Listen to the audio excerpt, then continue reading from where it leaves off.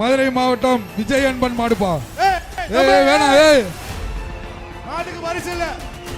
கொடியை காட்டினால் மாட்டிற்கு பரிசு இல்லை என்று கூறியும் பரிசு வேண்டாம் என தமிழக வெற்றி கழக கொடியை மாடுபிடி களத்தில் பறக்கவிட்ட இளைஞர்.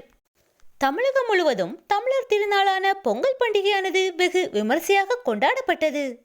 பொங்கலை ஒட்டி தமிழகத்தின் பல்வேறு இடங்களிலும் ஜல்லிக்கட்டு போட்டிகள் சிறப்பாக நடைபெற்றது. இந்நிலையில் புகழ்பெற்ற மதுரை அலங்காநல்லூரில் நடைபெற்ற ஜல்லிக்கட்டு போட்டியில் காளையின் உரிமையாளர் களத்தில் தமிழக வெற்றி கழக கொடியை காண்பித்ததால் காளைக்கு பரிசு இல்லை என அறிவிக்கப்பட்ட நிகழ்ச்சி அரங்கேறியுள்ளது. தமிழக வெற்றி கழகத்தை சேர்ந்த ஒருவரது மாட்டை வாடிவாசல் வழியாக களம் இறக்கும் போது மாட்டின் உரிமையாளர் தமிழக வெற்றி கழக கொடியை மாடுபிடி களத்தில் பறக்க விட்டிருந்தார். உடனே விழா கமிட்டியோ கொடியை காட்டினால் மாட்டிற்கு பரிசு இல்லை என எச்சரித்தது.